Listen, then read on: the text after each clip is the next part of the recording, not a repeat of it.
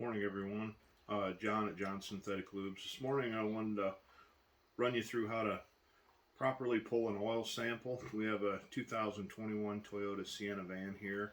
We're going to be doing an oil change. I have never done a sample on a hybrid vehicle, so just out of curiosity, we're going to pull an oil sample, take that time to show you the proper steps, and then after about 10,000 miles we'll pull another sample to compare the AMSOIL's new hybrid engine oil to the Toyota engine oil. This vehicle's always had Toyota Care. Our daughter bought it new back in 21, so Toyota Care has ran out. So we're going to go through and we're going to sample this engine. The first thing you want to do is you want to make sure everything's clean. So I always keep my sample pump in a Ziploc storage bag to keep it clean. We have our sample tubing. We always keep it inside the bag to keep it clean until we're ready to go. I have a old sample bottle that I'll show you how I do my purge. You can do a purge through your bottle that comes in the sample kit. We're going to open up our sample kit right now. So as you can see, it's all sealed. This outer wrapper, this is going to be your mailer. It's going to be a plastic bottle for the sample. Lay this aside for right now. So again, we have our clean bottle. I'm going to call this our purge bottle. You can use your sample bottle for your purge after you draw some oil out. You'll just dump that in your waste oil bucket. So first step we're going to do is we're going to pull the dipstick out. We're going to wipe it off. Lay that down here on the engine. Now we need to measure our sample tubing off.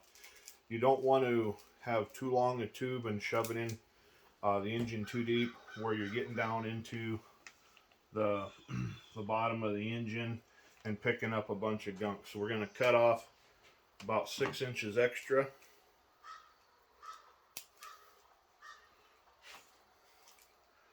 Lay that off to the side. Put that around my neck.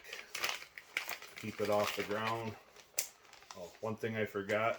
Let me step over here. I got to grab a marker.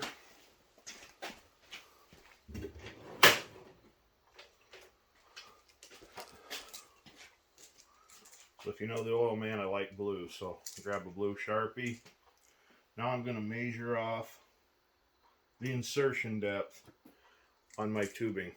I'm going to put a mark on that tube, and I do not want to insert this tube any deeper than this mark. Hopefully I cut myself enough extra. So now we insert the tube into the sample pump and we tighten the ferrule nut down so we get a good seal. There's a couple O-rings in here that seal on that tubing. I'm going to put my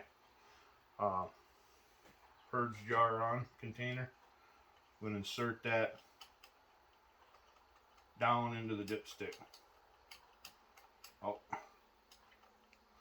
looks like Toyota's got too small of a hole.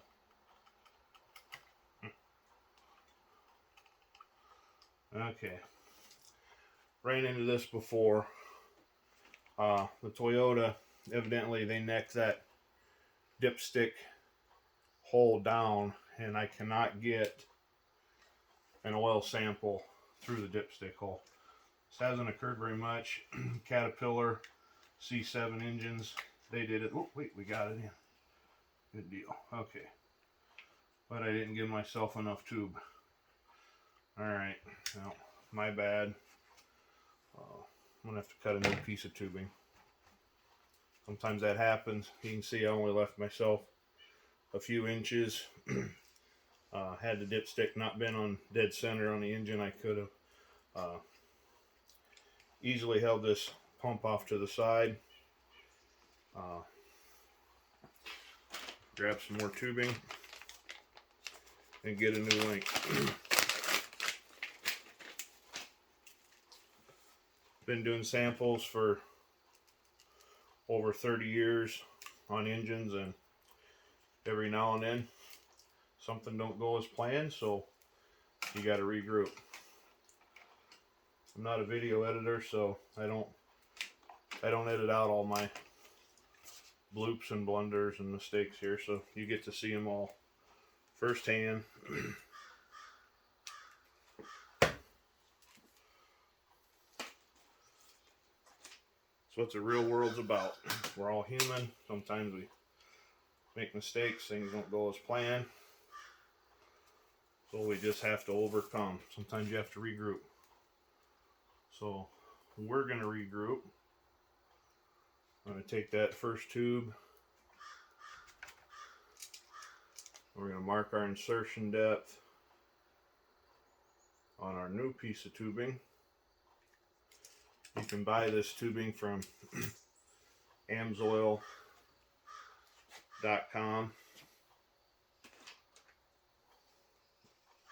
And reinsert it in our pump. Always want to look at your insertion depth in your pump. You don't want to go too deep where it's your tubing's down in your sample bottle. Alright, I think I'm going to take a little nip off this and give it just a little bit more of an angle for entry.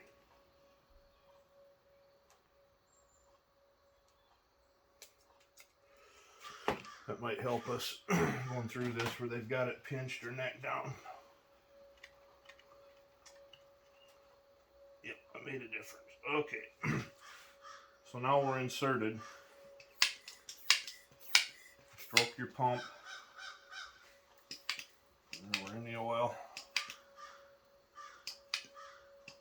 So I'm going to just purge 2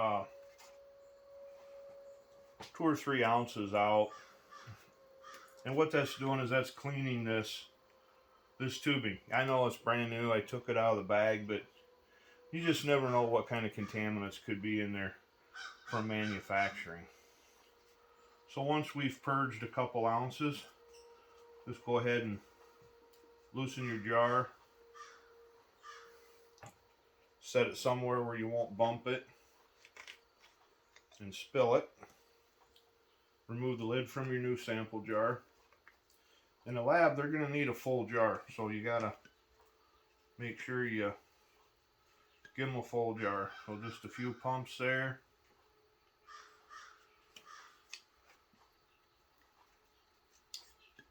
These hybrid engines, one thing I've learned about them up at the AMSOIL convention and through a lot of research is they run cool.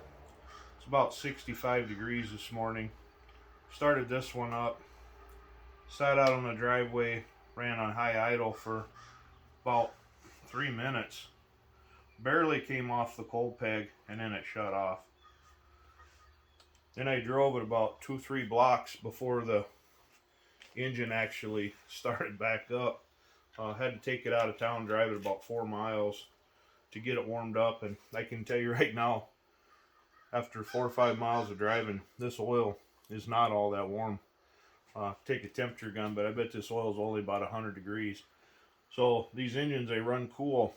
That's why we're going to be changing over to the new AMSOIL hybrid oil. AMSOIL's done a lot of research, and what they discovered is these engines, since they run cool, they short cycle, they start stop a lot, is they get a lot of condensation, a lot of moisture in these engines in a crankcase that never gets driven out like your standard internal combustion engine. So there's a lot of extra detergents, dispersants, and things in the new hybrid formulation that's going to help keep that condensation, keep it moving, get it through the filter, get it back into the system flowing, where when the motor does get up to operating temperature, it can be evaporated off. So I'll show you in another video how to fill out the paperwork and get the sample off to the lab. So thanks for watching this morning.